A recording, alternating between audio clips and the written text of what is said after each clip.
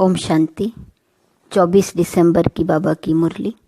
मीठे बच्चे, अपार खुशी व नशे में रहने के लिए देह अभिमान की बीमारी छोड़ प्रीत बुद्धि बनो, अपनी चलन सुधारो। प्रश्न: किन बच्चों को ज्ञान का उल्टा नशा नहीं चढ़ सकता है? उत्तर: जो बाप को यथार्थ जानकर याद करते हैं, दिल से बाप की महिमा करते हैं, जिनका पढ़ाई पर पूरा ध्यान है, उन्हें ज्ञान का उल्टा नशा नहीं चढ़ सकता। जो बाप को साधारण समझते हैं, वे बाप को याद नहीं कर सकते। याद करें तो अपना समाचार भी बाप को अवश्य दें। बच्चे अपना समाचार नहीं देते तो बाप को ख्याल चलता कि बच्चा कहाँ मूर्छित तो नहीं हो गया। ओम शांति। बाप बैठ बच्चों को समझाते हैं, बच्चे जब कोई नया आता है तो उनको पहले हद और बेहद दो बाप का परिचय दो। बेहद का बाबा माना बेहद की आत्माओं का बाप। वह हद का बाप हर एक जीव आत्मा का अलग है। यह नॉलेज भी सभी एक रस धारण नहीं कर सकते। कोई 1%, कोई 95% धारण करते हैं। यह तो समझ की बात है। सूर्यवंशी चंद्रवंशी घराना होगा ना। राजा रानी तथा प्रजा। प्रजा में सभी प्रकार के मनुष्य होते हैं। प्रजा माना ही प्रजा।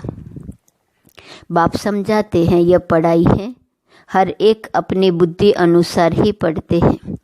हर एक को अपना अपना पार्ट मिला हुआ है। जिसने कल्प पहले जितनी पढ़ाई धारण की है, उतनी अभी भी करते हैं। पढ़ाई कभी छिपी नहीं रह सकती है। पढ़ाई अनुसार पद भी मिलता है। बाप ने समझाया है, आगे चल इम्तिहान होगा। बिगर इम्तिहान के ट्रांसफ़र हो न सके तो पिछाड़ी में सब मालूम पड़ेगा।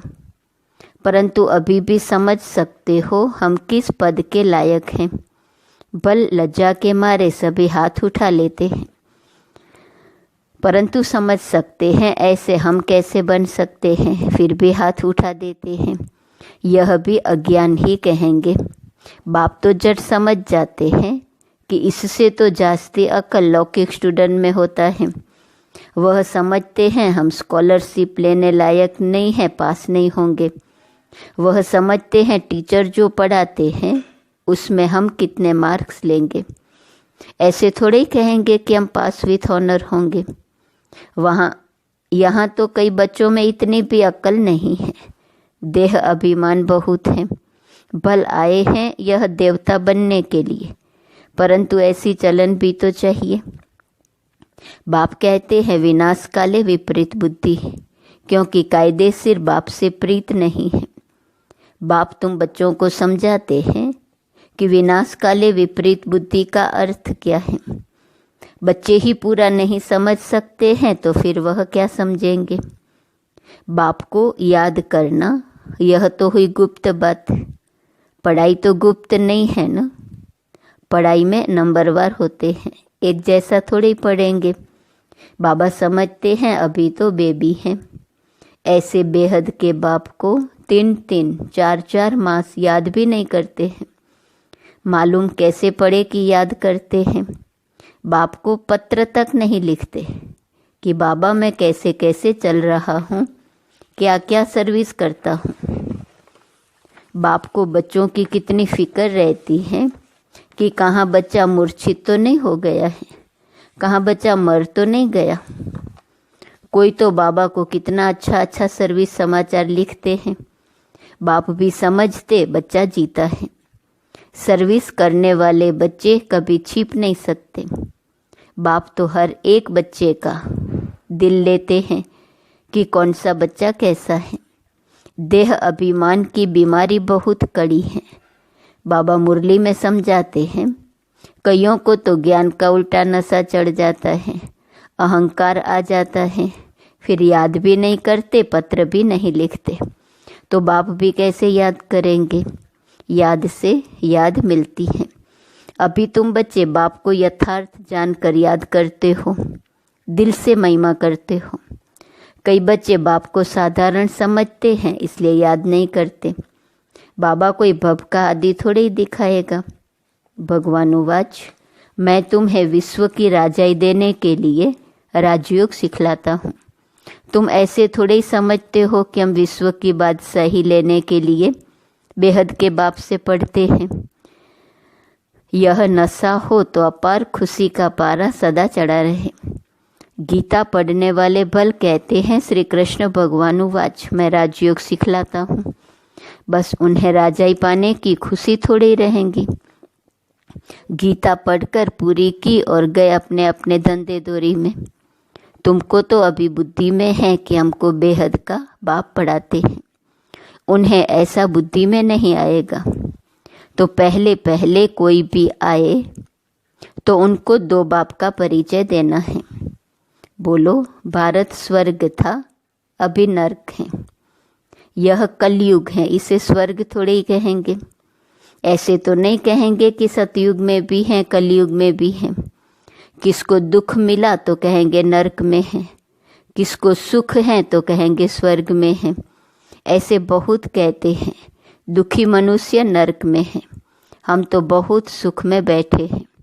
महल, माड़ियाँ, मोटरें आदि हैं, समझते हैं हम तो स्वर्ग में हैं। गोल्डन एज, आयरन एज एक ही बात है।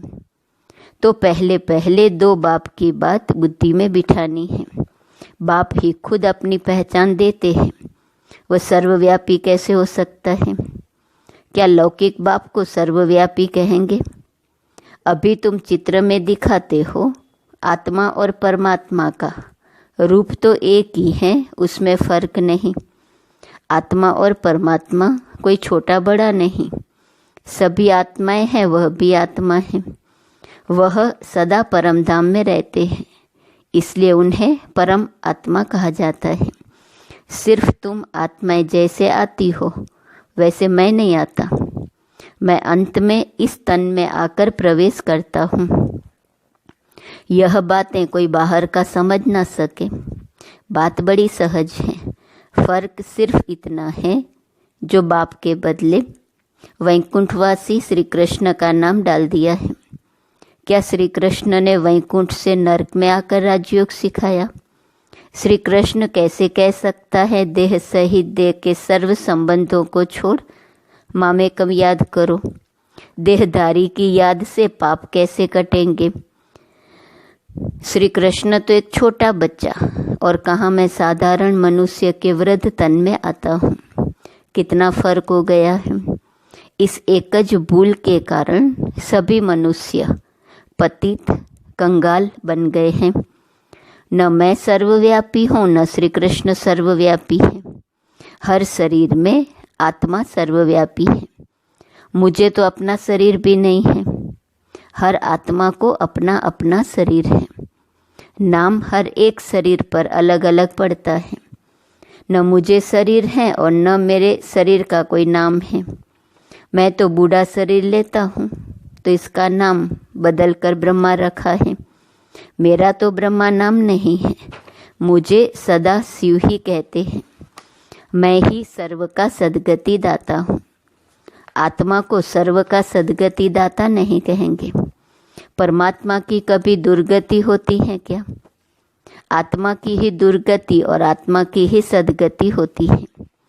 ये सभी बातें विचार सागर मंथन करने की हैं, नहीं तो दूसरों को कैसे समझाएंगे। परंतु माया ऐसी दुस्तर है जो बच्चों की बुद्धि आगे बढ़ने नहीं देती। दिन भर जरमुई जगमुई में ही टाइम वेस्ट कर देते हैं। बाप से पिछाड़ने के लिए माया कितना फोर्स करती है। फिर कई बच्चे तो टूट पड़ते हैं। बाप को याद न करने से अवस्था अचल अडोल नहीं बन पाती। बाप घड़ी घड़ी खड़ा करते, माया गिरा देती। बाप कहते कभी हार नहीं खानी है। कल्प कल्प ऐसा होता है, कोई नई बात नहीं। माया जीत अंत में बन ही जाएंगे। रावण राज्य खलास तो होना ही है, फिर हम नई दुनिया में राज्य करेंगे। कल्प कल्प माया जीत बने हैं। अनगिनत बार नई दुनिया में राज्य किया है। बाप कहते हैं बुद्धि को सदा बिजी रखो तो सदा सेफ रहेंगे। इसको ही स्वदर्शन चक्रधारी कहा जाता है। बाकी इसमें हिंसा आदि की बात नहीं है। ब्राह्मण ही स्वदर्शन चक्रधारी होते हैं। देवताओं को स्वदर्शन चक्रधारी नहीं कहेंगे। पतित दुनिया की रस्म रिवाज और देवी देवताओं की रस्म रिवाज में बहुत अंतर है। मृत्युलोक वाले ही पतित पावन बाप को बुलाते हैं, हम पतितों को आकर पावन बनाओ, पावन दुनिया में ले चलो। तुम्हारी बुद्धि में है, आज से 5000 वर्ष पहले नई पावन दुनिया थी जिसको सतयुग कहा जाता है। त्रेता को नई दुनिया नहीं कहेंगे। बाप ने समझाया है, वह है फर्स्ट क्लास, वह है सेकंड क्लास। एक एक बात अच्छी रीति धारण करनी चाहिए। जो कोई आकर सुने तो वंडर खाए। कोई कोई वंडर भी खाते हैं, परंतु फुर्सत नहीं जो पुरुषार्थ करें। फिर सुनते हैं पवित्र जरूर बनना है। यह काम विकार ही मनुष्य को पतित बनाता है। उनको जीतने से तुम जगत जीत बनेंगे, परंतु काम विकार उन्हों की जैसे पूंजी है, इसलिए वह अक्सर नहीं बोलते हैं। सिर्फ कहते हैं मन को वश में करो। लेकिन मन अमन तब हो जब शरीर में नहीं हो। बाकी मन अमन तो कभी होता ही नहीं। देह मिलती है कर्म करने के लिए, तो फिर कर्मातीत अवस्था में कैसे रहेंगे? कर्मातीत अवस्था कहा जाता है मुर्दे को। जीते जी मुर्दा अथवा शरीर से डिटैच। बाप तुमको शरीर से न्यारा बनने की पढ़ाई पढ़ाते हैं। शरीर से आत्मा अलग है। आत्मा परम धाम की रहने वाली है। आत्मा शरीर में आती है तो उसे मनुष्य कहा जाता है। शरीर मिलता ही है कर्म करने के लिए। एक शरीर छोड़ फिर दूसरा शरीर कर्म करने लिए लेना है। शांति तो तब हो जब शरीर में नहीं है। मूल वतन में कर्म होता नहीं। सूक्ष्म वतन की तो बात ही नहीं। सृष्टि का चक्र यहाँ फिरता है। बाप और सृष्टि चक्र को जानना, इसको ही नॉलेज कहा जाता है। सूक्ष्म वतन में न सफ़ेद पोस्थरी, न सजे सजाए, न नाग बलाय पहनने वाले शंकर आदि ही होते हैं। बाकी ब्रह्मा और विष्णु का राज बाप समझाते रहते हैं। ब्रह्मा यहाँ है, विष्णु के 2 रूप भी यहाँ हैं। वह सिर्फ साक्षात्कार का पार्ट ड्रामा में है जो दिव्य दृष्टि से देखा जाता है। क्रिमिनल आँखों से पवित्र चीज दिखाई ना पड़े। अच्छा, मीठे मीठे सिकिलदे बच्चों प्रति माता पिता बाप दादा का याद, प्यार और गुड मॉर्निंग। रूहानी बाप की रूहानी बच्चों को नमस्ते। रूहानी बच्चों की रूहानी बाप को नमस्ते नमस्ते नमस्ते।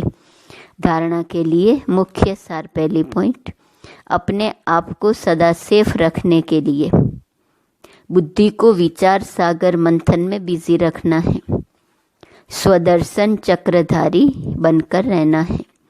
जरमुई जगमुई में अपना समय नहीं गंवाना है।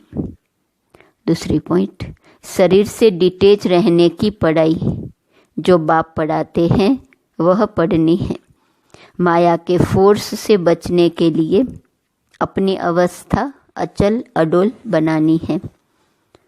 वरदान, ब्रह्मा बाप समान, लक्ष्य को लक्षण में लाने वाले, प्रत्यक्ष सैंपल बन, सर्व के सहयोगी भव।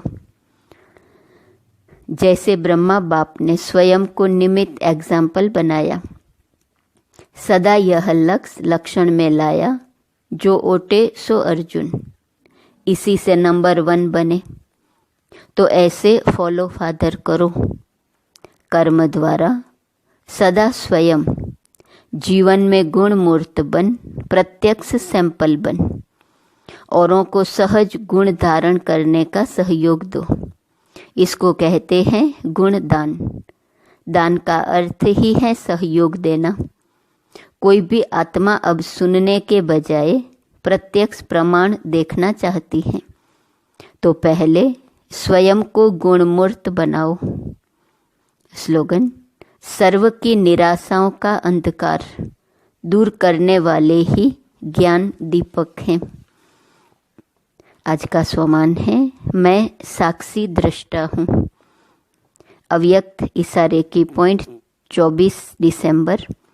सदा हर परिस्थिति में परिस्थिति बदले लेकिन स्थिति नहीं बदले। स्थिति सदा खजानों से संपन्न और संतुष्ट रहे तो परिस्थिति आएंगी और चली जाएंगी। परिस्थिति की क्या शक्ति है जो आपकी संतुष्टता को ले जाए? परिस्थिति का खेल भले देखो लेकिन साक्षी बन संतुष्टता की सीट पर बैठकर देखो। ओम शांति।